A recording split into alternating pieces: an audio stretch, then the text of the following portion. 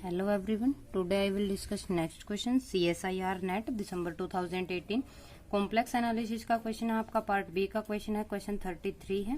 Question क्या है, consider the polynomial p of z into Q of z in the complex variable z and let I of P Q is equal to integration close contour के अंदर है और contour क्या है आपका gamma p of z into Q of z bar into d of z where this denotes the gamma denotes the closed contour gamma of t is equal to e iota t lie between 0 to 2 pi then I of z raised to power m into z raised to power n equal to 0 for all positive integer m comma n with m not equal to n।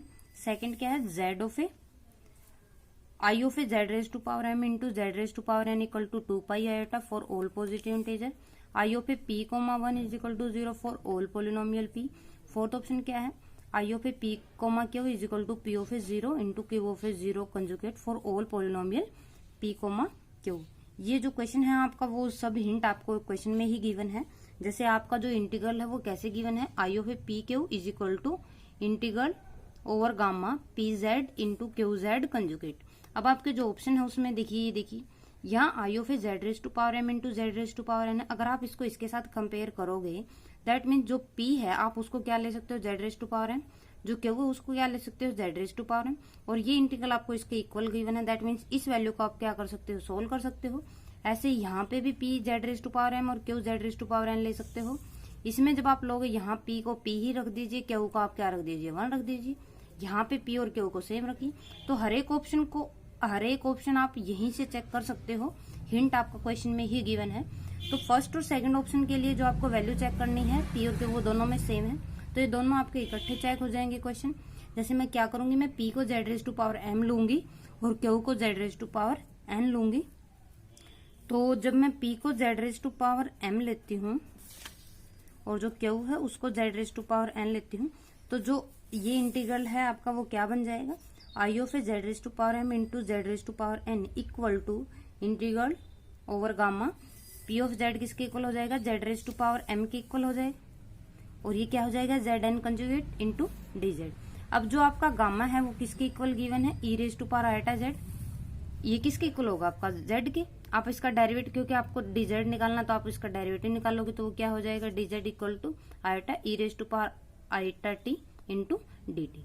और जो T है वो आपका given है किस किस के बीच में लाई करता है, 0 और 2 पाई के बीच में लाई करता है। अब ये क्या हो जाएगा, ये क्या रिप्रेजेंट कर रहा है आपका, सर्कल रिप्रेजेंट कर रहा है जिसका सेंटर 0 है और जिसकी रेडियस क्या है 1 है। तो जो ये वैल्यू है जो वो क्या बन जाएगी आपकी, I of Z M comma Z N is equal to 0 to 2 pi. तो Z raise to power M क्या हो जाएगा, इसकी पावर एम हो जाएगा E raise to power eta T raise to power M into इसका कंजुगेट कर दीजिए E raise to power minus iota T raise to power N into D Z की जगह पे क्या आ जाएगा iota E raise to power iota T D T. तो जो इंटीग्रल है वो इसके इक्वल हो जाएगा आपका। अब इसको सिर्फ इंटीग्रेट करना है, इंटीग्रेशन है सिंपली। अब ये देखिए तीनों के बेस इक्वल हैं, तो मैं क्या करूंगी पावर को ऐड कर दूंगी। पावर ऐड करने के बाद जो बनेगा वो क्या बन जाएगा आपका, आयटा बाहर निकाल दिया, आयटा बाहर निकलने के बाद क्या हो जाएगा 0 से 2 pi E raise to power minus E raise to power iota M T minus iota N T plus iota T. इसमें से आयटा टी को कॉमन निकाल दीजिए, एम माइनस एन प्लस 1 इसको इंटीग्रेट कर दीजिए टी के रिस्पेक्ट में। तो E raise to power minus iota T M minus N plus 1 divide by M minus N plus 1 into iota 0 से 2 पाई इसको इंटीग्रेट करना है आपको। अब ये देखिए जो आपके फर्स्ट और सेकंड ऑप्शन है उसमें एम और एन के ऊपर भी कंडीशन गिवन है। फर्स्ट ऑप्शन में बोल रहा है कि this integral is equal to 0 for all positive integer m and n with this, कि दोनों क्या होंगे अनइक्वल होंगे।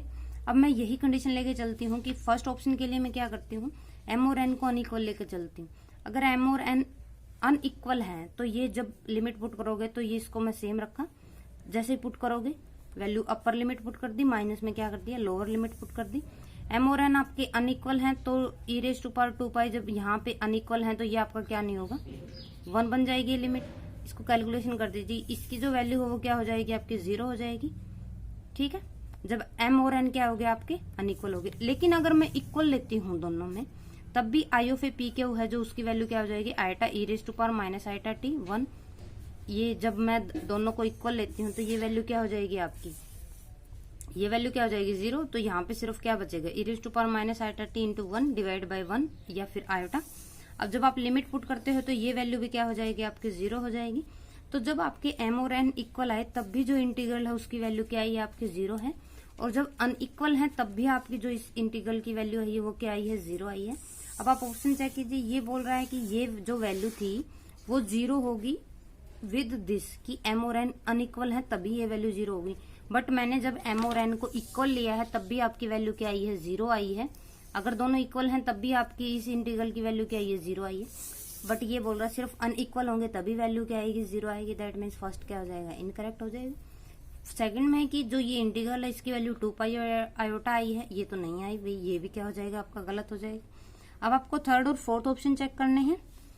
अब आपको एक स्टेटमेंट पता होनी चाहिए, जो थ्योरम है कॉची-गॉर्सेट थ्योरम, वो क्या होती है। जैसे पी ऑफ जेड और क्यू ऑफ जेड कोई भी दो एनालिटिक फंक्शन है कॉम्प्लेक्स प्लेन के अंदर सी के अंदर जो क्लोज कंटूर के अंदर होती हैं, तो जो इंटीग्रल है over the close contour C P of Z into Q of Z conjugate D Z is equal to, इस जो इंटीग्रल की वैल्यू है उस क्लोज कंटूर के अंदर क्या हो जाएगी 0 हो जाएगी। अब मैं इसके लिए थर्ड ऑप्शन चेक करती हूँ। I of A P comma 1 क्या हो जाएगा, phi of A P Z into 1 का कंजुगेट, क्योंकि क्यू ऑफ जेड क्या लेना अपने 1 लेना है, इंटू डी जेड, तो ये किसके इक्वल हो जाएगा gamma P Z into D Z. अब यहाँ पे मैंने क्या कर दिया, कॉची-गॉर्सेट थ्योरम अप्लाई कर दी। अब जो गिवन था कि पी ऑफ जेड आपका क्या है एनालिटिक फंक्शन है, और जो गामा है वो आपका क्लोज कंटूर है क्योंकि सर्कल है आपका, ठीक है, ये क्लोज कंटूर है, तो इसके अंडर जो इंटीग्रल है इसकी वैल्यू क्या हो जाएगी 0 हो जाएगी। तो थर्ड आपका क्या हो जाएगा राइट हो जाएगा। ऐसे ही आप फोर्थ चेक कीजिएगा।